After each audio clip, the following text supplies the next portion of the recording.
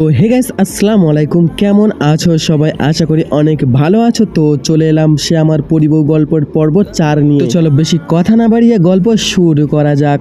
তান্ত্রিকের কথায় আকাশের বাবা এক কথায় রাজি হয়ে বললেন, কি কাজ বলুন, আমি করব। আকাশের বাবার কথায় তান্ত্রিক বললেন, মনোযোগ দিয়ে শুনুন। আপনার ছেলেকে যে বিয়ে করেছে জান্নাতপুরী, ও অনেক শক্তিশালী, তার সাথে আমরা শক্তিতে পারবো না। তার জিন পরি সৈন্য সংখ্যা অনেক, জান্নাতপুরীর সাথে শক্তিতে না পারলেও বুদ্ধিতে পারবো। শুনুন, জান্নাতপুরীর থেকে শক্তিশালী একটা পরী আছে, ওই পরীর নাম আয়শা পরী। আয়শা পরী জান্নাতপুরীর মতো বিয়ে করছে একটা মানুষ ছেলেকে। ওদের একটা ছেলে সন্তান আছে, ওর নাম ইয়ামিন। ওই ইয়ামিনকে আপনার আমার কাছে আনতে হবে। তান্ত্রিকের কথায় আকাশের বাবা বললেন, তাই নাকি? কিন্তু আমি ওই আয়শা পরীর ছেলেকে কোথায় পাবো? আর আমি যে আয়শা পরীর ছেলেকে ধরে নিয়ে আসতে যাব, এতে আয়শা পরী টের পাবে না আর আয়শা পরী আমাকে কিছু করবে না? তখন তান্ত্রিকের মাথা নাড়িয়ে বললেন, না, বুঝতে পারবে না। শুনুন, আমি আপনাকে সব ঠিকানা বলে দিচ্ছি আর আপনি কাল ভোরের বেলা বের হবেন, কারণ ওদের বাড়ি কয়েক গ্রাম পরে। আপনি সকালে বের হয়ে আয়শা পরীর গ্রামে যাবেন। সেখানে গিয়ে আপনি দাঁড়িয়ে থাকবেন, দেখবে মাদ্রাসা থেকে বাড়িতে ফিরছে কয়েকটা বাচ্চা, আর সেই বাচ্চার কয়েকটার মধ্যে আয়শা পরীর ছেলে ইয়ামিন থাকবে। কিভাবে ইয়ামিনকে চিনবেন সেটা আমার সাথে থাকা জিন আপনাকে বলে দিবে। আমার সাথে থাকা জিন মানুষের রূপ নিয়ে আপনাকে ইশারা দিয়ে দেখিয়ে দিবে আয়শা পরীর ছেলে ইয়ামিন কোনটা। আমার জিন ইশারা দিয়ে বলে সেখান থেকে চলে আসবে। আমার জিন চলে আসার পরে আপনি আয়শা পরীর ছেলের সঙ্গে কথা বলবেন। আপনি আয়শা পরীর ছেলের সাথে কথা বলার সময় ওই যে আমার দেওয়া ধুলো মতো জিনিসটা, ওটা নিয়ে আয়শা পরীর ছেলের শরীরে লাগিয়ে দিবেন। এটা কিন্তু সাধারণ কোনো ধুলো না, এটা কয়েকটা লাশের কঙ্কালের মাথার শুকনো গুঁড়ো। এটাকে আমি কালো জাদু করে রেখেছি। এই ধুলোর মধ্যে জিনিসটা আয়শা পরীর ছেলের গায়ে ইয়ামিনের শরীরে লাগিয়ে দেওয়ার পর ইয়ামিনের শরীর নাপাক হয়ে যাবে এবং বন্ধ হয়ে যাবে। তখন আয়শা পরী সহ দুনিয়ার মধ্যে যত জিন আছে কেউ জানতে পারবে না যে ইয়ামিন কোথায় আছে। এই ধুলোর মধ্যে জিনিসটা ওর শরীরে লাগলে একটা মায়াবী পর্দা চলে আসবে। তখন কোনো জিন পরী ইয়ামিনের খোঁজ পাবে না, কিন্তু মানুষ পারবে। আপনি ইয়ামিনের শরীরে ধুলোটা লাগিয়ে দিয়ে যেভাবে হোক ভুলিয়ে ভালিয়ে আত্মীয়ের পরিচয় দিয়ে আমার কাছে নিয়ে আসবেন। বাকিটা আমি করব। আমরা আয়শা পরীর ছেলেকে আটকে রেখে আয়শা পরীকে দিয়ে কাজ করাবো। আয়শা পরীকে বলবো জান্নাত পরীকে মেরে ফেলতে। তখন আয়শা পরী বাধ্য হয়ে আমাদের কথা মতো জান্নাত পরীকে মেরে ফেলবে। তান্ত্রিকের কথা একটু চুপ থেকে রাজি হয়ে যান আকাশের বাবা। ওনার যে কোনো উপায় ছিল না এটা ছাড়া। আকাশের বাবা রাজি হওয়ার পর তান্ত্রিক বললেন, এই নিন ধুলোর মতো জিনিসটা, এটা খেয়াল করে ইয়ামিনের শরীরে লাগিয়ে দিবেন আর কালকে ইয়ামিনকে আমার কাছে নিয়ে আসবেন। আসার সময় আমার হাদিয়া হিসাবে বেশি কিছু টাকা আনবেন। তখন আকাশের বাবা তাই করলেন। রাজি হয়ে সেদিনের মতো চলে যান বাড়িতে। আকাশের বাবা বাড়িতে যাওয়ার পর অপেক্ষা করতে থাকে কালকের জন্য। এদিকে আকাশের বাবা বাড়িতে আসার পর আকাশের মা জিজ্ঞাসা করলেন, কি হলো? তখন আকাশের বাবা আকাশের মাকে সবকিছু ঘটনা খুলে বললেন। সবকিছু শুনে আকাশের মা একটু ভয় পেয়ে বললেন, এতে তোমার কোনো সমস্যা হবে না তো? আর তোমার সাথে কি আমিও যাব নাকি? তুমি একা যাবা? তখন আকাশের বাবা বললেন, না, আমি একাই যাব। তুমি গেলে ঝামেলা হতে পারে। ওই ছেলেটাকে আবার সাবধানে তান্ত্রিকের কাছে নিয়ে আসতে হবে। এইসব বিষয়ে কথা বলতে বলতে সেদিন রাতে ঘুমিয়ে গেলেন আকাশের বাবা এবং মা। এদিকে রাত পেরিয়ে ভোর হওয়ার আগে আকাশের বাবা ঘুম থেকে উঠলেন। ঘুম থেকে উঠে তান্ত্রিকের দেওয়া ধুলোর মতো জিনিসটা নিয়ে বের হন। আকাশের বাবা রওনা করার পর প্রায় 2 ঘন্টা 3 ঘন্টা পর পৌঁছে গেলেন ওই গ্রামে। ওই গ্রামে পৌঁছে তান্ত্রিকের বলা ঠিকানায় রাস্তা দাঁড়িয়ে রইলেন। আকাশের বাবা ওখানে দাঁড়িয়ে থাকতে থাকতে ভাবছিলেন ইয়ামিন কি একাই আসবে, কিন্তু আকাশের বাবার ধারণা ভুল ছিল। কারণ সেদিন আমার ছেলে ইয়ামিনকে নিয়ে আমি মাদ্রাসায় গিয়েছিলাম। মাদ্রাসা বলতে বোঝাচ্ছে মক্তব। ছোটবেলায় সকালবেলা করে মক্তবে গিয়েছিলেন। নিশ্চয়ই সেই মক্তবকে বুঝলাম। আমি তো আমার ছেলে ইয়ামিনকে নিয়ে মক্তব থেকে বাড়ি ফেরে। আকাশের বাবা ও তান্ত্রিকের প্ল্যান পুরোপুরিভাবে মিস হয়ে যায়। সেদিন আকাশের বাবার সামনে দিয়ে আমি আমাদের ছেলে ইয়ামিনকে নিয়ে বাড়িতে চলে যাই। আমি ইয়ামিনের সাথে থাকায় আকাশের বাবা ব্যর্থ হয়ে ফিরে চলে যায় বাড়িতে। উনি বাড়িতে গিয়ে পরের দিন সকালে আবার আসে। পরের দিন সকালে আমার ছেলে ইয়ামিনের সাথে আমি ছিলাম না, কারণ বাজারে আমার দোকান আছে। বাবা অসুস্থ থাকার কারণে আমাকে সকাল সকাল দোকানে যেতে হয়েছে। আমি না থাকায় আকাশের বাবা সুযোগ পায় আর ইয়ামিনকে ডাক দেয়। আকাশের বাবার ডাকে ইয়ামিন কাছে এসে সালাম দেন। সালামের উত্তর দিয়ে আকাশের বাবা বললেন, তুমি কি ইয়ামিন? তখন ইয়ামিন মাথা নাড়িয়ে বললেন, হ্যাঁ, কিন্তু আপনি কে? তখন আকাশের বাবা বললেন, আমি তোমার নানা, চলো তোমাকে বাড়িতে নিয়ে যাই। তার আগে চলো তোমাকে দোকান থেকে কিছু খাবার কিনে দিই। কথাটা বলে আকাশের বাবা ইয়ামিনকে কোলে নিয়ে আগে ধুলোর মতো জিনিসটা ইয়ামিনের শরীরে পুরোপুরিভাবে লাগিয়ে দিলেন। এরপর দোকানে যাওয়ার নাম করে ওকে নিয়ে আসে ওই তান্ত্রিকের কাছে। আকাশের বাবা তান্ত্রিকের কাছে আসায় তান্ত্রিক অনেক খুশি হয়ে বললেন, ওকে তাহলে শেষমেশ শেষমেশ নিয়ে আসছেন, ভালো করেছেন, এইবার আপনার কাজ আমি খুব ভালোভাবে করতে পারবো। কথাটা বলে তান্ত্রিক ইয়ামিনকে কালো জাদুর মধ্যে আটকে রাখে। এদিকে রোজ সকালের মতো ইয়ামিন বাড়িতে না আসলে আয়শা পরি মা বাবার ঘরে গিয়ে বললেন, মা ইয়ামিন তো এখনো আসেনি, আপনি গিয়ে একটু এগিয়ে দেখেন তো কোন বাচ্চার সঙ্গে খেলা করছে কিনা। আয়শা পরির কথায় মা তাই করলেন, চলে গেলেন বাইরে গিয়ে সব জায়গায় খুঁজলেন কিন্তু ইয়ামিনকে কোথাও দেখতে পেলেন না। ইয়ামিনকে কোথাও না পেয়ে বাড়িতে ফিরে আসলেন মা বাড়িতে এসে বললেন, বৌমা ইয়ামিনকে তো কোথাও পেলাম না, আমি হাঁটতে হাঁটতে মক্তব পর্যন্ত গিয়েছিলাম কিন্তু ওখানে কাউকে দেখতে পাইনি বা খুঁজেও পেলাম না। মায়ের কথা আয়শা একটু চিন্তা হয়ে বললেন, আচ্ছা মা আমি দেখছি। কথাটা বলে আয়শা পরির বাতাসে মিশে অদৃশ্যভাবে ইয়ামিনকে খুঁজতে লাগলেন কিন্তু কোনো লাভ হয় না। আয়শা পরি ইয়ামিনকে খোঁজার জন্য অনেক চেষ্টা করলেন কিন্তু কোথাও খুঁজে পেলেন না। আয়শা পরি ইয়ামিনকে খোঁজ না পেয়ে আমার কাছে চলে গেলেন। আমি তখন দোকানে ছিলাম। আয়শা পরি আমার কাছে এসে বললেন, নিশাদ ইয়ামিনকে কোথাও খুঁজে পাওয়া যাচ্ছে না। আয়শা পরির কথা জবাবে আমি অবাক হয়ে বললাম, মানে কি বলছো তুমি? ইয়ামিন তো মক্তবে ছিল আর ও বাড়িতে কি আসেনি? না আসেনি। ইয়ামিন না আসায় মাকে আমি পাঠিয়েছিলাম কিন্তু মা গিয়ে খোঁজ করেও ইয়ামিনকে কোথাও খুঁজে পাইনি। শুধু মা না, আমিও ইয়ামিনকে কোথাও পেলাম না। নিশাদ আমার অনেক ভয় করছে, আমি ইয়ামিনকে খুঁজে পাচ্ছি না। এর মানে কিছু বুঝতে পারছো? এখানে জিন পরি বা তান্ত্রিক বা কবিরাজের কোনো ঘটনা আছে। আমি একজন পরি, তোমাদের দুনিয়াতে ইয়ামিনকে কোথাও খুঁজে পেলাম না, আমি ওকে খুঁজে পাচ্ছি না। এর মানে মায়া জাদু বা কালো জাদু ইয়ামিনকে কেউ না কেউ ধরে রেখেছে। আয়শার কথায় চিন্তিত হয়ে বললাম, হঠাৎ এইরকম হওয়ার মানে কি? তুমি কি ইদানিং কোনো জিন পরির সঙ্গে ঝামেলায় জড়িয়েছো নাকি? তখন আয়শা পরি মাথা নেড়ে বললেন, না এরকম তো করিনি, এরকম তো কিছু করলে তুমি তো জানতে পারতা তাই না?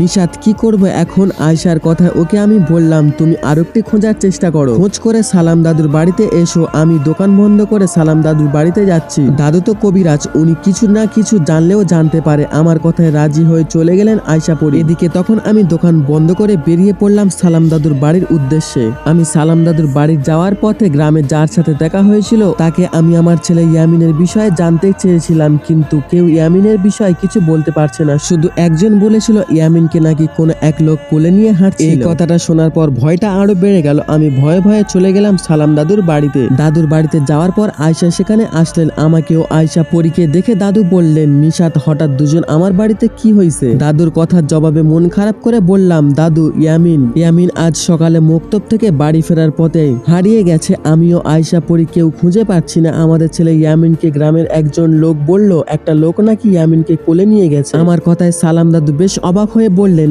এরকম ঘটনা ঘটবে ভাবতেই তো পারিনি। এখানে তো কোনো কালো জাদুর গন্ধ পাচ্ছি, এখানে কালো জাদুর ঘটনা আছে। আচ্ছা একটা কাজ করি, বড় বাবা জিনকে ডাকি, উনি যদি কোনো খোঁজ দিতে পারেন তাহলে ভালোই হয় তাই না? সালাম দাদুর কথায় আয়শাও আমি রাজি হয়ে বসে রইলাম। এদিকে তখন সালাম দাদু বড় বাবা জিনকে ডাকলেন। বড় বাবা জিন সালাম দাদুর একজন খাস বন্ধু ছিলেন। সেই সুবাদে সালাম দাদুর কাছে আসলেন বড় বাবা জিন। এটা অনেকে জানেন নিশ্চয় যে বড় বাবা জিন আশায় দাদু সব ঘটনা খুলে বললেন। এইসব শুনে বড় বাবা জিন ও আয়শা পরির মতো খোঁজ করতে থাকেন কিন্তু এতেও কোনো লাভ হয় না। বড় বাবা জিন ইয়ামিনকে খোঁজ করতে থাকেন কিন্তু বড় বাবা জিন ইয়ামিনকে পান না। বড় বাবা জিন ইয়ামিনের খোঁজ না পেয়ে ফিরে আসেন। উনি ব্যর্থ হয়ে ফিরে আসায় আমরা আরো চিন্তিত হয়ে পড়ি। আর তখন সালাম দাদু বললেন, আয়শা একটা কথা শোনো, ইয়ামিনকে যেই ধরে নিয়ে যাক না কেন নিশ্চয়ই তোমার কাছে আসবে, সে হোক মানুষ বা কোনো জিন। আমাদের একটা দিন অপেক্ষা করতে হবে। তোমরা এখন বাড়িতে যাও, কাল সকালে আমার কাছে এসো। সালাম দাদুর কথায় আমরাও মন খারাপ করে সেখান থেকে চলে গেলাম বাড়িতে যাওয়ার পর মা বাবা জানতে চাইলে আমি বাবা মাকে সবকিছু বলে দিলাম। সবকিছু শুনে বাবা ও মা আমাদের মতো চিন্তায় পড়ে গেলেন। ইয়ামিনের কি হলো তাহলে? চিন্তায় আমরা সে দিনটা ও রাতটা পার করলাম। রাত পেরিয়ে সকাল হলো। সকাল হলে আমিও আয়শা পরি চলে গেলাম সালাম দাদুর বাড়িতে। সেখানে যাওয়ার পর দাদুকে জিজ্ঞাসা করলাম, দাদু কোনো খোঁজ পাওয়া গিয়েছে আমাদের ছেলে ইয়ামিন? আমার কথায় দাদু বললেন না। এদিকে তখন সেখানে আসলেন আকাশের বাবা। আকাশের বাবা তান্ত্রিকের কথা মতো ওখানে আসছেন। আকাশের বাবাকে দেখে সালাম দাদু জিজ্ঞাসা করলেন, কে আপনি? তখন আকাশের বাবা বললেন, আমাকে চিনবেন না, আমি যে কারণে আসছি সেটা শুনলে হয়তো আপনি রাগ করবেন না, রাগ করে কোনো লাভ নেই। এই বলে আকাশের বাবা বললেন, ইয়ামিনের বাবাকে? তখন আমি বললাম, ইয়ামিনের বাবা? আপনি ইয়ামিনকে চেনেন কিভাবে? আপনি কি জানেন ইয়ামিন কোথায়? তখন আকাশের বাবা বললেন, হ্যাঁ আমি জানি, শুধু জানি না আমিও তোমার ছেলে ইয়ামিনকে চুরি করে নিয়ে গেছি। ওনার কথায় আমি অবাক হয়ে বললাম, কি আপনি কি বলছেন? সত্যি নাকি মজা করছেন আমার সাথে? তখন আকাশের বাবা বললেন, না এটা সত্যি, আমি ইয়ামিনকে চুরি করে নিয়েছি, কালাচার নামে একজন তান্ত্রিকের কাছে দিয়েছি। আকাশের বাবার কথায় অবাক হয়ে বললাম, কেন করলেন এটা? তখন আকাশের বাবা সবকিছু খুলে বললেন। সবকিছু বলে আকাশের বাবা বললেন, আমার কিছু করার নেই, আয়শা পরীকে বলুন এখনই কালাচান ওই তান্ত্রিকের সাথে দেখা করতে আর কথা বলতে। আমার আমাকে তান্ত্রিক পাঠিয়েছে এইসব বলতে। আপনারা যদি আমার কোনো ক্ষতি করেন তাহলে ইয়ামিনের ক্ষতি হয়ে যাবে। কথাটা বলে আকাশের বাবা সেখান থেকে চলে গেলেন। আকাশের বাবা আশায় আয়শা পরি অদৃশ্য হয়ে গিয়েছিল। উনি চলে গেলে আয়শা পরি আবারও আমাদের সামনে আসলেন। তখন আয়শা পরি সামনে এসে বললেন, নিশাত তুমিও সালাম দাদু তান্ত্রিকের ওখানে এসো, আমি ওখানে যাই। কথাটা বলে আয়শা পরি তখনই সেখানে চলে গেলেন তান্ত্রিকের কাছে। তান্ত্রিকের কাছে যাওয়ার পর তান্ত্রিক বললেন, আয়শা পরি তুমি আসছো? জানতাম আসবে, তোমাকে যে আমার কাছে আসতেই হবে। তান্ত্রিকের কথা আয়শা পরি বললেন, তান্ত্রিক তুই তো আমাকে জানিস, আমাকে চিনিস, তাহলে আমার ছেলেকে আটকে রাখার সাহস কিভাবে হয়? তোর কি মরণের ভয় নেই? আয়শার কথায় তান্ত্রিক বললেন, তুমি তো আমার কিছু করতে পারবো না আয়শা পরি। তোমার ছেলে যে আমার কাছে বন্দী, আকাশের বাবা নিশ্চয়ই এতক্ষণে বলেছে তোমার ছেলেকে কেন ধরে নিয়ে আসছে। তোমার ছেলেকে তুমি আমার কথা না শুনলে ফিরে পাইবে না। আমাকে ভয় দেখিয়ে বা কিছু করে তোমার ছেলেকে ফিরে পাবে না, কারণ আমি তোমার ছেলেকে এমন একটা মায়া জাদু করে রেখেছি যেটার ফলে তুমি বা অন্য কেউ খুঁজে পাইবে না, ওকে মুক্তি করতেও পারবে না। এর থেকে তোমাকে যাই বলি তাই করো, জান্নাত পরীকে মেরে ফেলো। জান্নাত পরীকে মেরে ফেললে সুস্থভাবে তোমার ছেলেকে তোমার কাছে ফিরিয়ে দেবো। তান্ত্রিকের কথায় আয়শা পরি তান্ত্রিককে নানান রকম ভাবে হুমকি দিলেন, কিন্তু এতেও কোনো লাভ হলো না। কোনো লাভ না হয় উপায় না পেয়ে আয়শা পরি এক সময় রাজি হয়ে বললেন, ঠিক আছে আমি জান্নাত পরীকে মেরে ফেলবো, না হলে এমন একটা ব্যবস্থা করব যেন ও জান্নাত পরী আকাশকে ছেড়ে দেন আর আমার ছেলের যেন কোনো কিছু না হয়। কথাটা বলে আয়শা পরি তখনই চলে গেলেন জান্নাত পরীর রাজ্য আর জান্নাত পরীর প্রাসাদে। আয়শা পরি ওখানে গিয়ে জান্নাত পরীকে বললেন, জান্নাত আকাশ কোথায়? আকাশের কথায় জান্নাত পরী বললেন, আপনি কে আর আকাশের কথা কেন জিজ্ঞাসা করছেন? তখন আয়শা বললেন, আমি আয়শা পরি, জানি না আমার কথা জানো কি না, তবে জানো আর না জানো আকাশ কোথায়, ওকে আমার সামনে নিয়ে এসো। তখন জান্নাত পরী বললেন, আমি জানি, শুনেছি আপনার কথা, কখনো দেখিনি, আর আপনি কেন আমার এখানে আসছেন? আকাশকে কি নিয়ে যেতে চাইছেন? তখন আয়শা পরী বলল, আকাশকে ভুলে যাও, আজকের পর থেকে আকাশের সাথে কোনো সম্পর্ক নেই, আজকের পর থেকে কখনো আকাশের সামনে যাবা না। আয়শা পরীর কথায় জান্নাত পরী বললেন, কেন? আমার স্বামীর সাথে আমি এসব কেন করব? আমি এসব পারবো না, আপনি এসব বলার কে? চলে যান এখান থেকে। তখন আয়শা পরী বললেন, হ্যাঁ যাব, চলেই যাব, কিন্তু আকাশের সাথে নিয়েই যাব। আয়শা পরী এরকম কথায় জান্নাত পরী রেগে গিয়ে বললেন, আপনার সাহস কিভাবে হয় আমার এখানে এসে আমাকে হুমকি দিয়ে আমার স্বামীকে নিয়ে যাওয়ার কথা বলার? কথাটা বলে জান্নাত পরী ইশারা দিলেই তার জিনেরা আয়শা পরীকে এসে ঘিরে ধরে। জিনেরা আয়শা পরীকে ঘিরে ধরায় আয়শা পরী বললেন, সাধারণ জিনের আঘাত করে কি হবে? সেখানে তুমি আমার কাছে কিছু না, তোমার জিনেরা আমার সাথে পারবে না, পারলে তুমি এসো। আয়শার কথায় জান্নাত পরী বললেন, আয়শা পরী আপনি মনে হয় আমার শক্তির কথা জানেন না, পারলে আসুন আমার সাথে যুদ্ধ করুন। জান্নাত পরী কথায় দুজনের রাগারাগি করে যুদ্ধ শুরু করলেন। আয়শা ও জান্নাত পরী যুদ্ধ সমান্তরালে একজন আরেকজনের আঘাত করছে। এদিকে জান্নাত পরী যুদ্ধ করছে, ওটা দেখে তার রাজ্যের জিনেরা আয়শা পরীকে আক্রমণ করতে আসায় আয়শা পরী জান্নাত পরী পাশাপাশি তার রাজ্যের জিনেদেরকে আঘাত করলেন। এইভাবে বেশ কিছুক্ষণ যুদ্ধ চলায় আয়শা পরী একাই জান্নাত পরীর রাজ্যের শত শত জিনকে আঘাত করে ফেললেন। শত শত জিনেদের আঘাত করার পর আয়শা পরী বললেন, জান্নাত আমার কোনো ইচ্ছে নেই বিনা অপরাধে জিনেদেরকে মারা, তোমাকে আজকের মতো সাবধান করে গেলাম, আজকের মতো আকাশকে ফিরিয়ে দিয়ে আসবা ওর বাড়িতে, আর ওর সাথে কোনো যোগাযোগ রাখবা না। যদি আজকের মধ্যে আকাশকে বাড়ি না নিয়ে যাও, না হলে কালকে আমি তোমাকে মেরে ফেলবো। কথাটা বলে সেখান থেকে চলে গেলেন আয়শা পরী। আয়শা পরী চলে যাওয়ার পর জান্নাত পরী মনে মনে ভাবলেন, আয়শা পরী তো এরকম খারাপ না, তাহলে এসব কেন করছে? এই ভেবে জান্নাত পরী খোঁজ নিয়ে জানতে পারলেন ইয়ামিনকে বন্দি করে রেখেছে, এই সব করাচ্ছে তান্ত্রিক। জান্নাত পরী এটাও জানতে পারেন যে তান্ত্রিক আকাশের বাবাকে বোকা বানিয়ে আয়শা পরীর ছেলেকে বন্দি করেছে। সবকিছু বুঝে জান্নাত পরী আকাশকে সব বললেন। সব শুনে আকাশ চলে আসে বাড়িতে। বাড়িতে এসে ওর বাবা মাকে বললেন, ছি ছি বাবা, এরকম একটা কাজ করতে পারলা? কালাচাঁদ তান্ত্রিক তোমাকে বোকা বানিয়েছে, তোমাকে বলে আয়শা পরীর ছেলেকে বন্দি করেছে আয়শা পরীকে দিয়ে নিজের কাজ করিয়ে নেওয়ার জন্য। তান্ত্রিক তোমার টাকাও খেয়েছে, তোমাকে বোকাও বানিয়েছে। আকাশের কথায় ওর বাবা বুঝতে পারলেন তান্ত্রিক আসলেই ওনাকে বোকা বানিয়েছে। এইভাবে আকাশের বাবা আকাশকে নিয়ে তান্ত্রিকের কাছে আসে। তান্ত্রিকের কাছে এসে আকাশের বাবা বললেন, তান্ত্রিক তুমি ওটা কেন করলে? তুমি নাকি আয়শা পরীর ছেলেকে বন্দি করেছো আর আয়শা পরীকে দিয়ে কাজ করাতে? আকাশের বাবার কথায় তান্ত্রিক হেসে দিয়ে বললেন, তোর এসব খোঁজ করতে হবে কেন? তোর কাজ হলো তো নাকি আয়শা পরীকে দিয়ে আমি জান্নাত পরীকে মেরে ফেলবো? জান্নাত পরী মারা গেলে হলো, তাই না? আকাশের বাবা বললেন, হ্যাঁ আমি তো চাই জান্নাত পরী মারা যাক, জান্নাত পরী মারা গেলে আয়শা পরীর ছেলেকে তো ছেড়ে দিবে, তাই তো?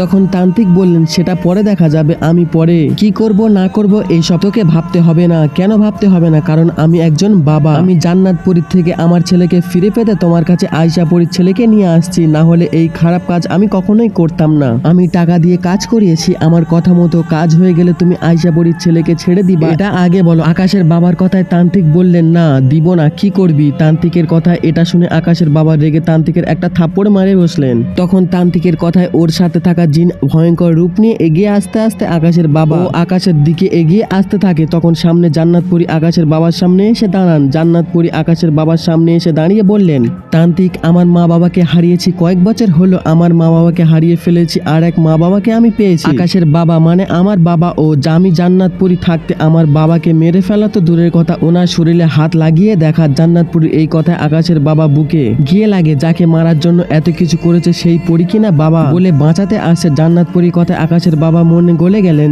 এদিকে জান্নাতপুরীর কথায় তান্ত্রিকের জিনেরা জান্নাতপুরীকে আঘাত করে ফেললেন। জান্নাতপুরীকে আঘাত করে ফেলার আবারও আকাশের বাবার আঘাত করতে গেল। সেই সময় জান্নাতপুরী জিনেদের ধরে ওদের আঘাত করতে থাকেন। এইভাবে কিছুক্ষণের মধ্যে জান্নাতপুরী তান্ত্রিকের জিনেদেরকে মেরে ফেলেন। তান্ত্রিকের জিনেদেরকে মেরে ফেলার পর তান্ত্রিক রেগে ইয়ামিনকে সামনে নিয়ে আসেন। ইয়ামিনকে সামনে নিয়ে এসে ইয়ামিনের গলায় একটা ছুরি ধরে আয়শাপুরীকে ডাকেন। তান্ত্রিকের ডাকে আয়শাপুরী আসলে তান্ত্রিক বলেন, আয়শাপুরী, এই দেখ তোর ছেলেকে দেখ, আমার সামনে এখনই জান্নাতপুরীকে মেরে ফেল, না হলে তোর এই যে মারলাম, আমার ইচ্ছে ছিল তোর ছেলেকে আটকে রেখে তোকে দিয়ে একের পর এক কাজ করাবো, কিন্তু আমি এখন তোকে কথা দিচ্ছি, তুই আমার সামনে জান্নাতপুরীকে মেরে ফেললে আমি তোর ছেলে ইয়ামিনকে এখনই ছেড়ে দেবো। তান্ত্রিকের কথা আকাশের বাবা বললেন, তান্ত্রিক, আমি আমার কথা উঠিয়ে নিলাম, আমি জান্নাতপুরীকে আর মারতে চাই না, ওকে মেনে নিয়েছি, আয়শাপুরীকে দিয়ে এই কাজ করাবি না। তখন তান্ত্রিক বললেন, তোর কথা আমার কিছু যায় আসে না, জান্নাতপুরীর উপরে আমার রাগ আছে, ও আমার জিনেদেরকে মেরে ফেলেছে, আমি ওকে মারবো, আয়শাপুরী আমার কথা মতো কাজ করলে তোর ছেলেকে ছাড়বো, আর না কাজ করলে আমি তোর ছেলেকে এখনই এখানে মেরে দিব। তান্ত্রিকের কথায় নিজের ছেলেকে বাঁচাতে আয়শাপুরী জান্নাতপুরীকে আঘাত করতে লাগলেন। দুজনের যুদ্ধ করছে। আয়শাপুরী একের পর এক জান্নাতপুরীকে আঘাত করছে, দুজনের যুদ্ধ করছে। এমন সময় জান্নাতপুরী বাতাসে মিশে যায়। জান্নাতপুরী বাতাসে মিশে যাওয়ার পর আয়শাপুরীও বাতাসে মিশে যায়। দুজনে বাতাসে মিশে আর কিছুক্ষণ পর আবার আসে। জান্নাতপুরী পালিয়ে যেতে চাইছিল, কিন্তু আয়শাপুরী জান্নাতপুরীকে পালাতে না দিয়ে ধরে নিয়ে আসে। আয়শা জান্নাতপুরীকে ধরে নিয়ে এসে আবার আঘাত করতে লাগে। এমন সময় জান্নাতপুরী রাজ্য জিনেরা আসে। জিনেরা আসার পর আয়শাপুরী জান্নাতপুরীকে রেখে ওই জিনেদের সাথে যুদ্ধ করে। এইভাবে অনেকক্ষণ যুদ্ধ করার পর আয়শাপুরী হাজার হাজার জিনকে আঘাত করে ফেললেন। জিনেদের আঘাত করে ফেলে রেখে আয়শাপুরী জান্নাতপুরীকে আবার জোর করে আঘাত করতে লাগলেন। এদিকে তখন আকাশের বাবা চিৎকার করে অনুরোধ করে বলতে লাগলেন, জান্নাতপুরীকে যেন না মারা হয়। শুধু আকাশ ও ওর বাবা না, আমিও সালাম দাদু ওখানে উপস্থিত ছিলাম, আমরাও চাইতাম না জান্নাতপুরী মারা যাক, কিন্তু এদিকে আমাদের ছেলে বিপদে। আকাশে ওর বাবার কোনো কথায় না কানে দিয়ে আয়শাপুরী জান্নাতপুরীকে মেরে ফেললেন। জান্নাতপুরীকে মেরে ফেলায় আকাশ কান্নায় ভেঙে পড়লেন। আকাশপুরী জান্নাতপুরীর লাশ জড়িয়ে ধরে কান্না করতে করতে অজ্ঞান হয়ে গেলেন। এদিকে তখন আয়শাপুরী তান্ত্রিকের দিকে তাকিয়ে বললেন, তান্ত্রিক, তোর সামনে জান্নাতপুরীর লাশ ফেলে দিলাম, জান্নাতপুরীকে আমি তোর সামনে মেরে ফেললাম, তোর কথা মতো আমি কাজ করলাম, এখন আমার কথা রাখ, আমার ছেলেকে ছেড়ে দে, আর ওর গলা থেকে ছুরিটা সরা। আয়শার কথায় তান্ত্রিক বললেন, ওকে, কিন্তু আমাকে কিছু করবি না তো? তখন আয়শাপুরী বললেন, ঠিক আছে, তোকে কিছু করবো না। তখন তান্ত্রিক ইয়ামিনকে ছেড়ে দিলেন। তান্ত্রিক ইয়ামিনকে ছেড়ে দেওয়া আয়শাপুরী ইয়ামিনকে কোলে নিলেন। আয়শাপুরী ইয়ামিনকে কোলে নিয়ে আমার কাছে আসলেন। আমার কাছে এসে ইয়ামিনকে আমার কোলে দিয়ে তান্ত্রিকের দিকে তাকিয়ে মুচকি হাসি দিয়ে বললেন, হাত উপরে করে ইশারা করলেন। আয়শাপুরীর ইশারায় পেয়ে সবাইকে অবাক করে দিয়ে সেখানে আসলেন জান্নাতপুরী। জান্নাতপুরী ওখানে আসায় সবাই অবাক। এদিকে তখন তান্ত্রিক চোখ বড় বড় করে বললেন, এটা কি হলো? জান্নাতপুরী কোথা থেকে এলো? আয়শা, তুই না জান্নাতপুরীকে মেরে ফেললি, তাহলে কিভাবে আসলো? তান্ত্রিকের কথায় আস্তে আস্তে বলল, তান্ত্রিক, তুই নিজেকে খুব চালাক ভাবিস, তাই না? মায়া জাদু কি তুই একাই করতে পারিস? আমরা পারি না, তাই না? আমি বিনা অপরাধে কাউকে মারি না। আমার ইশারা পেয়ে জান্নাতপুরী বাতাসে মিশে গিয়েছিল, এরপর আমিও বাতাসে মিশে যাই। জান্নাতপুরীকে সাথে নিয়ে না এসে অন্য একটা পরীকে জান্নাত রূপ নিয়ে ধরে আসি। আর তুই যাকে দেখছিস, ও আসলে জান্নাতপুরী ছিল না, জান্নাতপুরী রূপে অন্য একটা পরী ছিল, ও মারা যায়নি। আয়শাপুরীর কথায় জান্নাতপুরী রূপে থাকা পরীটা উঠে দাঁড়ালো, আবার নিজের রূপে সেখান থেকে চলে গেলেন। আয়শাপুরীর কথায় তান্ত্রিক বললেন, ধোকা, আমার সাথে ধোকা, তোরা সবাই আমার সঙ্গে ধোকা দিয়েছিস। এই কথাটা বলে তান্ত্রিক সেখান থেকে পালাতে গেলে আয়শাপুরী তান্ত্রিককে ধরে শূন্যে তুলে তান্ত্রিকের মাথা মাটি নিচে করে ঢুকিয়ে দিলেন, ওকে মেরে ফেললেন। তান্ত্রিককে মেরে ফেলায় জান্নাতপুরী আয়শাপুরীর সামনে গিয়ে হাঁটু গেড়ে বসে মাথা নিচু করে বললেন, আমাকে সাহায্য করার জন্য ধন্যবাদ আয়শাপুরী, আপনার শক্তির কাছে আমি কিছু না, আমার থেকে আপনার শক্তি অনেক বেশি, এটা আগে জানি। জান্নাতপুরীর কথায় আয়শা জান্নাতপুরীকে দাঁড় করিয়ে বললেন, তুমি আমাকে মাফ করে দিও, তোমার রাজ্যে জিনেদের আঘাত করেছি, এই জন্য আসলে আমার কিছু করার ছিল না, তান্ত্রিককে দেখে সবাইকে আঘাত করতে হয়েছে, বুঝতেই পারছো, আমার ছেলেকে বন্দি করে রেখেছিল।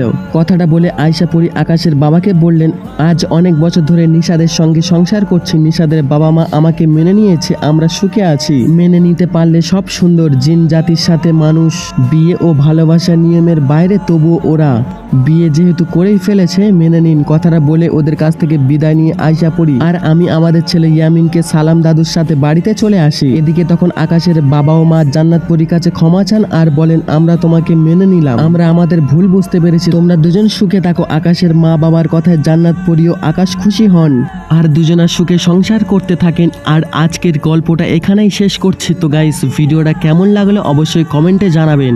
আর হ্যাঁ, ছোট্ট ভাই মনে করে অবশ্যই চ্যানেলটিকে সাবস্ক্রাইব করবেন। তো আজকের পর্যন্ত এই পর্যন্ত, দেখা হচ্ছে নেক্সট কোনো ভিডিওতে। বাই।